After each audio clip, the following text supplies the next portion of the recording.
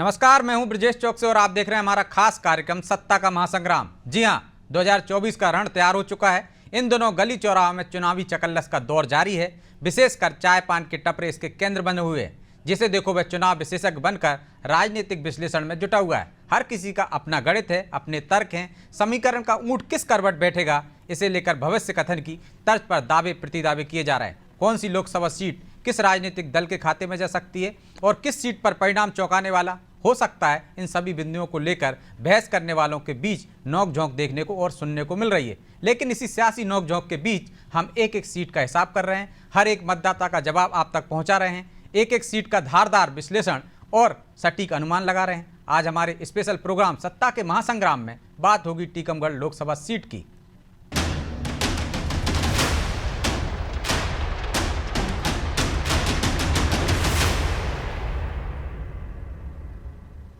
बुंदेलखंड की टीकमगढ़ लोकसभा सीट प्रदेश की राजनीति में काफ़ी अहम है, क्योंकि यह सीट पड़ोसी राज्य उत्तर प्रदेश से सटी हुई है। यहां पर बॉर्डर इलाका होने की वजह से पड़ोसी राज्य की राजनीति का भी मिला जुला असर दिखाई देता है। यह लोकसभा सीट अनुसूचित जाति के लिए उम्मीदवारों के लिए आरक्षित रखी गई है। इस लोकसभा सीट में टीकमगढ़ और निवाड़ी पूरा जिला शामिल है, जबकि छतरपुर जिले का कुछ हिस्सा इसमें रखा गया है। बता दें कि टीकमगढ़ लोकसभा सीट 2008 में ही अस्तित्व में आई थी। इसके पहले इस लोकसभा सीट का ज़्यादातर हिस्सा खजुराहो लोकसभा सीट में आता था। टीकमगढ़ लोकसभा को भी 8 विधानसभाओं से मिलाकर बनाया गया है। इन सभी 8 विधानसभाओं में से 3 पर कांग्रेस का कब्जा है, जबकि 5 पर बीजेपी काबिज है। और इस बार बीजेपी ने फिर से केंद्रीय मंत्री बीरेंद्र खटीक को टिकट दिया है, जिनका मुकाबला कांग्रेस के उम्मीदवार पंकज अहिरवार से होगा। दरअसल बीरेंद्र खटीक को बुंदेलखंड का अपराजय योद्धा कहा जाता है, क्योंकि वो लगातार 7 चुनाव जीत चुके हैं। बीरेंद्र कुमार ने अपना पहला चुनाव 1996 में सागर लोकसभा से लड़ा था और जीत हासिल की थी। 1996 के बाद बीरेंद्र कुमार ने 1998, 1999 और 2004 में सागर संसदीय सीट से चुनाव जीते। इसके बाद सागर संसदीय सीट, जो अनुसूचित जाति के लिए आरक्षित थी, 2008 के परिसीमन में अनारक्षित हो गई। बुंदेलखंड की कुल 4 सीटों में सागर अनारक्षित होने के बाद टीकमगढ़ संसदीय सीट अनुसूचित जाति के लिए आरक्षित कर दी गई। बीरेंद्र कुमार को सागर सीट छोड़कर टीकमगढ़ पलायन करना पड़ा और 2009 में उन्होंने पहली बार टीकमगढ़ से चुनाव लड़ा और जीत हासिल की। टीकमगढ़ में भी उनकी जीत का सिलसिला सागर की तरह जारी है और 2009 के बाद 2014, 2019 में भी उन्होंने टीकमगढ़ से जीत हासिल की। हालांकि इस बार कौन किस पर भारी पड़ेगा, जनता के मन में क्या है, इसे समझने की कोशिश करते हैं। और इसी चर्चा के लिए हमारे साथ मौजूद हैं बीजेपी नेता अजय यादव, वरिष्ठ पत्रकार सूर्यकांत चतुर्वेदी, कांग्रेस जिला महामंत्री अनूप बड़ोनिया और हमारे सहयोगी प्रभु पटेरिया। आप सभी का बहुत बहुत स्वागत है। अनूप जी, शुरुआत आपसे ही करते हैं। सुन पा रहे हैं आप मुझे? जी जी जी।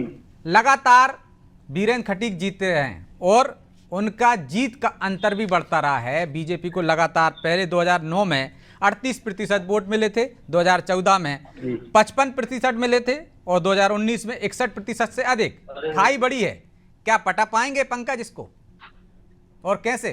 पहले तो आपको मेरा नमस्कार। जी नमस्कार। आपको हम बताएं, आदमी इस बार मोदी जी की जो गारंटियां थी, आज मोदी जो गारंटी की बात कर रहे हैं, मोदी जी जो गारंटी की बात कर रहे हैं कि मोदी की गारंटी, आपकी गारंटी थी 2 लाख लोगों को रोजगार, 2 करोड़ लोगों को रोजगार देना। और अभी स्थानीय चुनाव, विधानसभा के चुनाव हुए, उसमें आपके मुख्यमंत्री ऐसे गारंटी दी गई थी 2700 रुपये क्विंटल गेहूं, 3000 रुपये क्विंटल धान, और चुनाव के तत्काल बाद महिलाओं को 1500, 2000, 3000 रुपया योजना देना था। आपका बहुत सारी स्कीमें थी। जनता आपकी इन स्कीमों को, मोदी जी की और मध्य प्रदेश सरकार की जनता समझ चुकी है कि चुनावी जो लॉलीपॉप है वो भ्रमित हो चुकी है। इस बार जनता पूरा मन बना चुकी है। ऐसा कांग्रेस ने क्या कर दिया अनूप जी कि 3 महीने में जनता को लगने लगा कि वो भ्रमित हो गई है? अभी तो ज्यादा समय भी नहीं हुआ सरकार बने। नहीं, आपको बताएं, जनता स्थानीय सांसद से भी दुखी है। आप लगातार इतने बड़े भारी भरकम उद्योग केंद्र में मंत्री भी रहे आदरणीय बीरेंद्र खटीक जी। हमारे टीकमगढ़ संसदीय क्षेत्र में उनकी कोई भी एक ऐसी सौगात हो तो मैं आपको बताऊं, जनता जानती है कि आप खाली चौपाले करते हैं, आप कमीशन खोरी, भ्रष्टाचारी करते हैं अपनी सांसद निधि से। और कोई एक ऐसी कोई हमारे क्षेत्र के नौजवान साथी हो, उनको रोजगार की व्यवस्था की हो आपके मंत्री जी के माध्यम से, आपकी मध्य प्रदेश में भी सरकार है, केंद्र में भी सरकार है, महिलाओं को सुरक्षा की आप कोई भी यहाँ ऐसी कोई उनकी एक सौगात हो, जनता ने पूरा मन बना लिया है। इस बार हमारे युवा साथी पंकज भैया हैं, बहुत मेहनत कर रहे हैं और हर ग्रामीण क्षेत्र में मिल रहा है और जनता का उन्हें भरपूर आशीर्वाद मिल रहा है। ठीक और है, निश्चित ही हमें चलिए अजय जी से आत्मविश्वास है। समझ लेते हैं कितना आशीर्वाद मिल रहा है। नया दाव चला है इस बार कांग्रेस ने, वहाँ पंकज अहिरवार के रूप में। वो कह रहे हैं पलायन हो रहा है, बेरोजगारी की समस्या है, सुरक्षा नहीं है, कोई भी एक ऐसी सौगात नहीं दे पाए वीरेंद्र खटीक, लगातार 2009 से वहां से जीतते रहे, जिसके नाम पर वो वोट मांग सकें। सारी गारंटी फेल हो गई आपकी टीकमगढ़ में। देखिए ब्रजेश जी, मध्य प्रदेश के बुंदेलखंड इलाके के टीकमगढ़ में भारतीय जनता पार्टी के पक्ष में एक तरफा माहौल है और कांग्रेस पार्टी केवल औपचारिकता के लिए चुनाव लड़ रही है, ना जमीन पे कहीं दिख रही है। यहाँ तक कि टीकमगढ़ में मुख्यमंत्री जी के 3 कार्यक्रम हो गए और कल राष्ट्रीय अध्यक्ष जेपी नड्डा जी भी टीकमगढ़ आने वाले हैं, लेकिन कांग्रेस पार्टी की ना कहीं कोई रैली, ना कहीं कोई कार्यक्रम, यहाँ तक कि चुनाव कार्यालय तक नहीं है, क्योंकि कांग्रेस के साथी मित्रों को अपनी बात कहना, इसलिए औपचारिकता निभा रहे हैं। लेकिन अगर हम मुद्दों की बात करें तो राष्ट्रीय मुद्दे, चाहे मोदी जी की गारंटी, प्रधानमंत्री आवास, राशन, ये तमाम मुद्दे के लाभ तो टीकमगढ़ की जनता को मिले ही है। साथ ही स्थानीय तौर पर सांसद वीरेंद्र खटीक जी की भी उपलब्धियां हैं, जो कि टीकमगढ़ में उनके अंतर को लगातार बढ़ाते हैं। अगर रोजगार के क्षेत्र में हम बात करें तो कृत्रिम अंगों के निर्माण के लिए एक कारखाना एलिम्को टीकमगढ़ में बनाया गया, जिससे कि बड़े पैमाने पर टीकमगढ़ के लोगों को रोजगार मिल रहा है। रेलवे के क्षेत्र में टीकमगढ़ पूरी तरह पिछड़ा हुआ था। खजुराहो, छतरपुर, टीकमगढ़ सभी रेलवे मुख्य लाइनों पर आए। यहाँ तक कि भोपाल, मुंबई, दिल्ली, अहमदाबाद, ऐसा कोई क्षेत्र नहीं है देश का जो बुंदेलखंड से अब ना जुड़ा हो। वंदे भारत जैसी सौगात भी टीकमगढ़ को मिली है। साथ में टीकमगढ़, छतरपुर दोनों जगह पासपोर्ट केंद्र बनाए गए हैं। सौर ऊर्जा के क्षेत्र में बरेली में एक 630 मेगावाट का सौर ऊर्जा प्लांट बुंदेलखंड क्षेत्र को वीरेंद्र खटीक जी के द्वारा दिया गया है। साथ ही झांसी से लेके टीकमगढ़ तक नेशनल हाईवे में लाए जामनी। लेकिन वो तो कह रहे हैं कि एक भी 4 लेन नहीं मिला है टीकमगढ़ को, पड़ोस से निकल गया, खजुराहो से निकल गया, छतरपुर से निकल गया। आप कह रहे हैं कि वीरेंद्र खटीक जी ने बहुत काम किए हैं। आ रहा हूं अनूप जी, वो कह रहे हैं कि जो आदर्श ग्राम है ना, वहां नहर फूटी पड़ी है, उसकी सुनवाई नहीं हो रही, स्वास्थ्य सेवाएं चरमराई हुई है वहां पे। देखिए ब्रजेश जी, कांग्रेस के नेता अप्रासंगिक हैं, इसलिए कभी मुद्दों की बात नहीं करते हैं। मैंने सभी चीजें मुद्दों के साथ बताएं। बता दें कि इनमें से कौन सा चीज गलत है? क्या रेलवे लाइन गलत है? क्या कृत्रिम अंगों की कारखाना नहीं? अरे ओरछा जैसे उसमें एक सुपरफास्ट का स्टॉपेज नहीं है। देखिए ओरछा लाइन अलग है और साथ में छतरपुर, टीकमगढ़, खजुराहो एक पैरेलल लाइन है। यहाँ तक कि निवाड़ी में तुलसी एक्सप्रेस का स्टॉपेज बंद हो गया था, वो भी वीरेंद्र खटीक जी के प्रयास से चालू किया गया।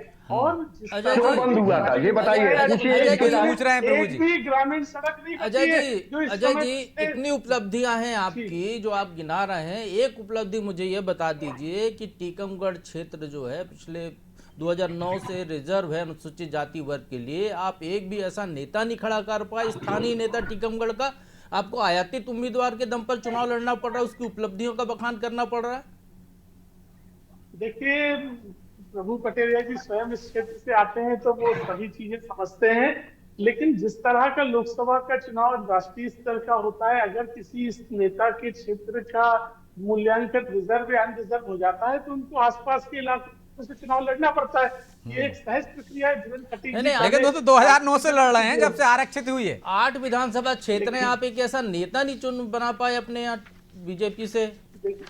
देखिए कांग्रेस तो हर बार एक नया उम्मीदवार देती है। सागर के निवासी हैं, लेकिन पिछले कई वरिष्ठों को वीरेंद्र खटीक से भी कई बड़े नाम है, उनको आपने रेस्ट दे दिया। नहीं स्थानीय नेताओं से ज्यादा काम किया है। पत्रकार आपके नेताओं से पूछिए, कोई अता पता नहीं है, आपके आ रहा हूं, पहचानता नहीं है इस क्षेत्र में।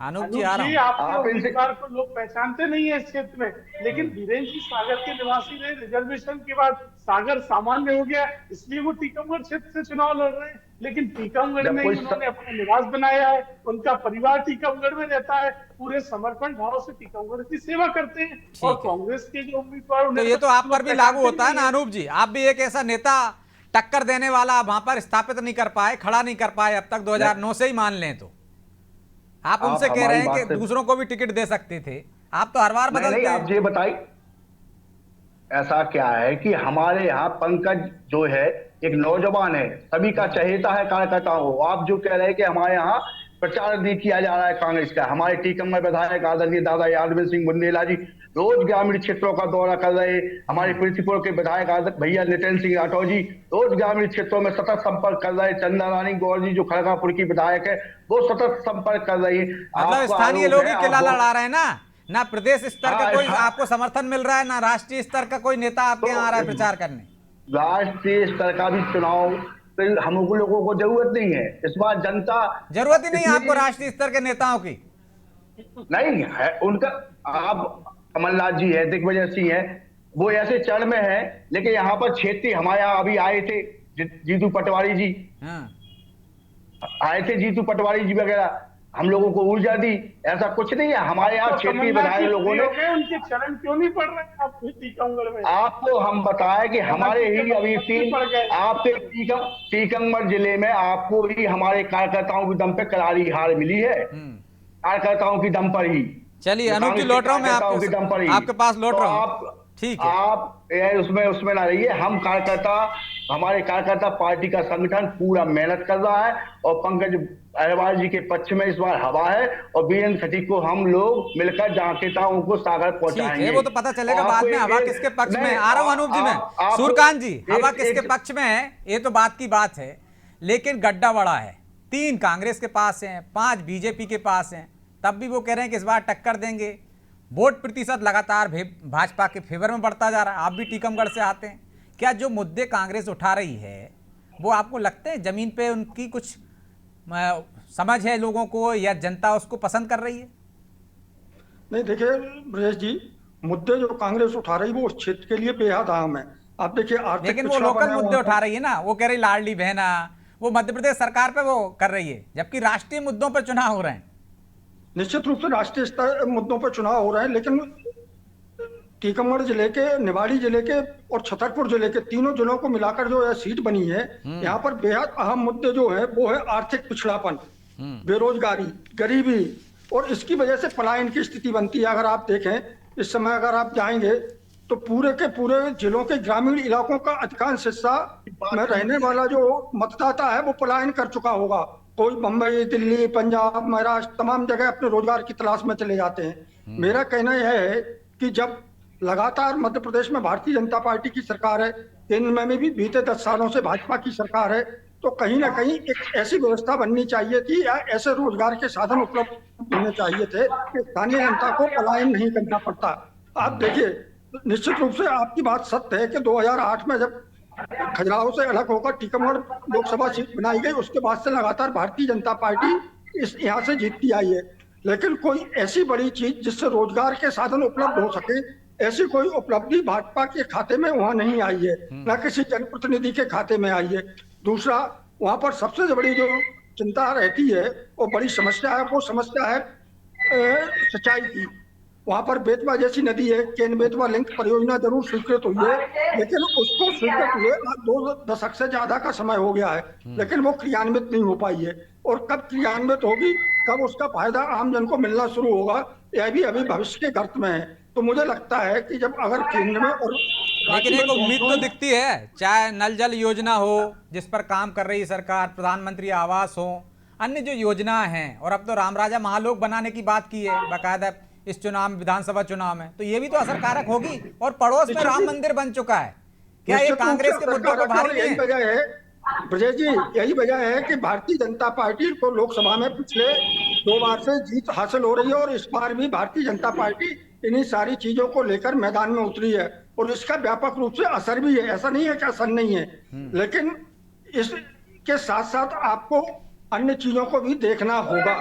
अगर आप देखेंगे तो अच्छा है, नहीं देखेंगे तो भी अच्छा है, क्योंकि जनता सब जानती है। आपने देखा होगा पिछली बार सारी की सारी सीटें किसके पास थी। ठीक है, तो प्रभु जी भारतीय वैसे जनता तो पार्टी के बुंदेलखंड की जनता धर्म प्रेमी होती है और ओरछा से लगी सीट ओरछा में ही आती है, और इसके बाद पड़ोस में आप देखिए राम मंदिर का निर्माण हो गया, तो धर्म प्रेमी जनता क्या कांग्रेस के इन मुद्दों पर असर डालेगी, उस पर जनता पर पड़ेगा, या राम मंदिर का मुद्दा प्रभावी रहेगा इस बार?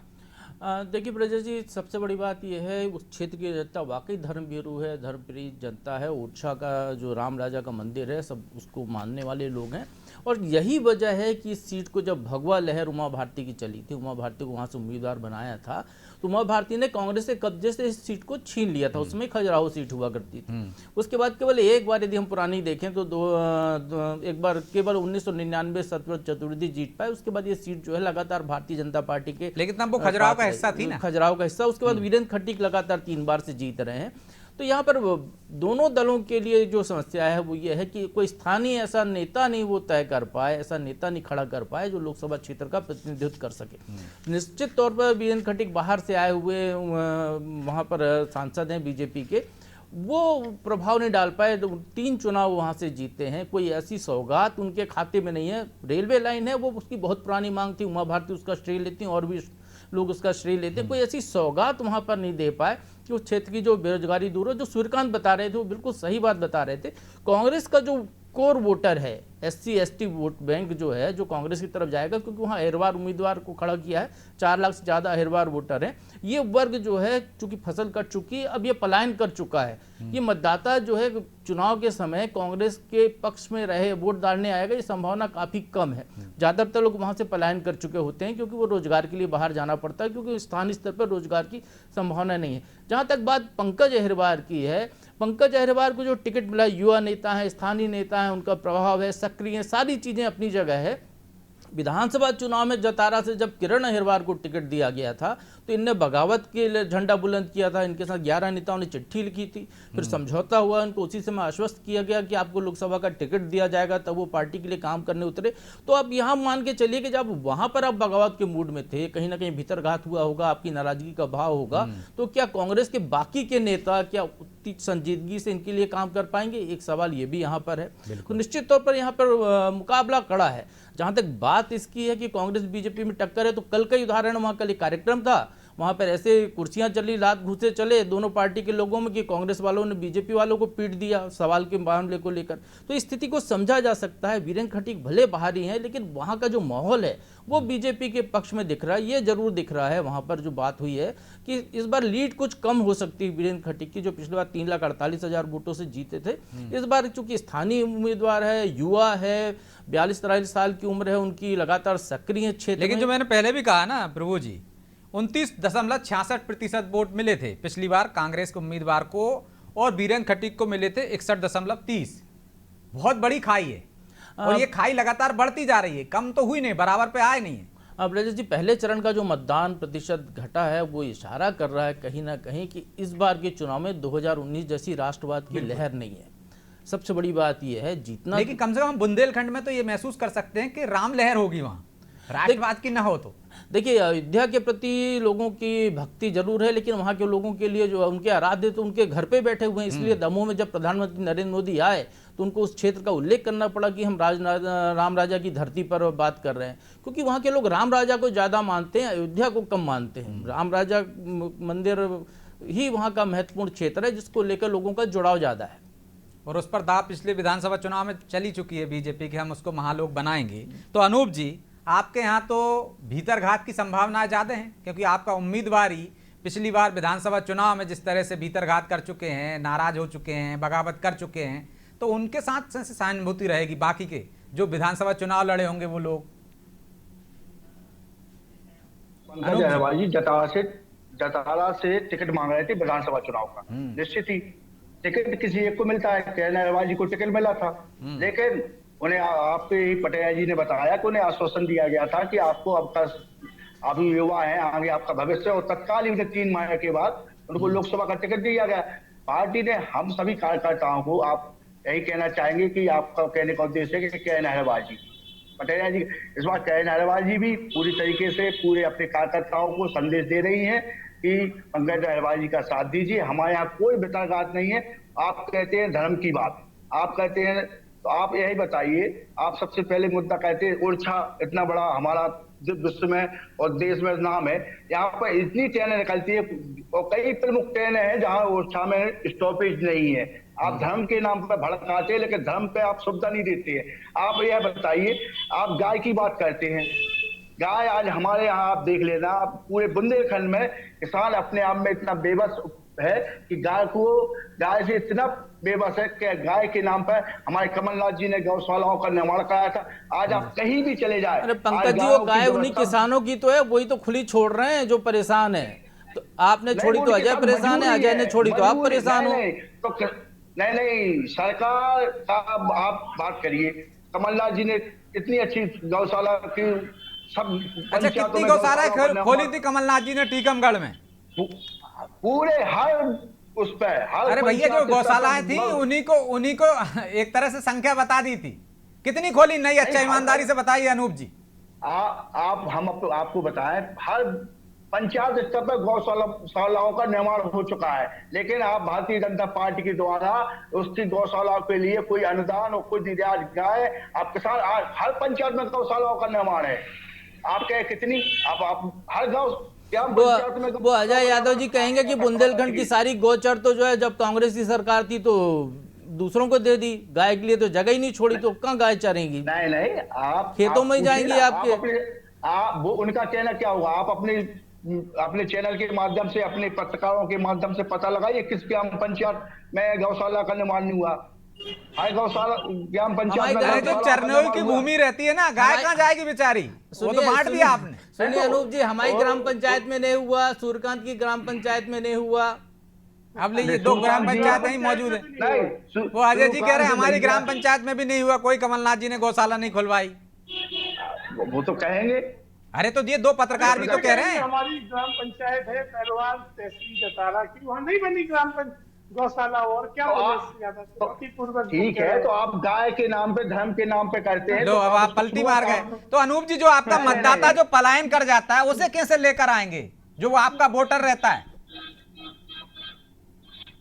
वोटर उसमें अब किसी का वो नहीं रह सकता है। क्या यह निश्चित ही केंद्र सरकार की और राज्य सरकार की कमी है कि हमारा क्षेत्र का आदमी। अरे आपका वोटर केंद्र सरकार, राज्य सरकार लेके आएगी क्या? चला गया वो, कैसे लाओगे? ये इसका कोई विषय नहीं है, जो अभी कोई नहीं गया। कांग्रेस पार्टी की यही दिक्कत है कि कभी भी तथ्यों पे बात नहीं करते हैं, 1-2 लेकिन अजय जी, सवाल तो आपसे भी है जो प्रभु जी ने उठाया है कि बीरेन्द्र खटीक एक भी ऐसी योजना नहीं है जिस पर वो वोट मांग सकें, कोई बड़ा उद्योग नहीं लाया है, कोई बड़ा काम किया नहीं उन्होंने वहां। आप देखिए ब्रजेश जी, बुंदेलखंड के पिछड़ापन में स्वास्थ्य शिक्षा 2 महत्वपूर्ण आयाम रहे हैं। तो स्वास्थ्य के क्षेत्र में छतरपुर, टीकमगढ़ दोनों जगह मेडिकल कॉलेज स्वीकृत हुए हैं, जिनके निर्माण भी चालू होने वाले हैं। स्वास्थ्य होने से अजय जी रोजगार कहाँ से आ जाएगा? रोजगार गांव-गांव में रोजगार जो पलायन हो रहा है वो कैसे रोकेंगे? मैं पहले शिक्षा के क्षेत्र में बता रहा हूँ। शिक्षा के क्षेत्र में छतरपुर में विश्वविद्यालय बना, केंद्रीय विद्यालय नौगांव में बना, और साथ में जिस तरह से इंफ्रास्ट्रक्चर डेवलप हुआ, खजुराहो से लेके झांसी तक 4 लेन हाईवे बना, जबकि ये बात कर रहे थे कि कोई भी 4 लेन नहीं बना। ये कांग्रेस का झूठ है। और रोजगार के क्षेत्र में जो रेलवे और अन्य क्षेत्रों में निर्माण चालू हुए हैं, उसका लाभ नौजवानों को मिल रहा है। मैंने बताया कांग्रेस सरकार में प्रतापपुर इंडस्ट्रियल एरिया आपका बना था ओरछा में, वही उजाड़ हो गया, वहाँ कोई उद्योग धंधे नहीं बचे, पूरी स्थिति आपको पता है, आपका क्षेत्र है। आप अपने जतारा का बता दीजिए, खरगापुर का बता दीजिए, कौन सी ऐसी फैक्ट्री लगी यहाँ पर कि वहाँ रोजगार मिल गया हो? खरगापुर में तो आपके विधायक रहे लंबे समय से, जतारा में रहे। स्वरोजगार के क्षेत्र में खरगापुर, जतारा जैसे क्षेत्रों में भी काम चालू हुआ है। हमारे खरगापुर में नौजवानों द्वारा सोलर प्लांट लगाना चालू हुए, यहाँ तक कि प्लाईवुड फैक्ट्री, ये सब खरगापुर में चालू हुई है। और चलिए, अपने अपने दावे हैं अजय जी, लेकिन माफी चाहता हूं क्योंकि समय की बाध्यता है, इसलिए चर्चा को यहीं विराम देना होगा। आप सभी का बहुत बहुत धन्यवाद। तो बीजेपी के अपने दावे हैं, मोदी लहर है, राम मंदिर का मुद्दा है, इस पर सवार होकर बीरेन्द्र खटीक का चौथी बार भी नैया पार लगा देंगे, या पंकज अहीरवार इस बार टक्कर देते नजर आएंगे। मुद्दे दोनों की तरफ है, लेकिन देखना यह है कि टीकमगढ़ की जनता किस पर भरोसा करती है। बहरहाल सत्ता के महासंग्राम में इतना ही। मुझे दीजिए इजाजत और आप देखते रहिए अनादि टीवी। नमस्कार।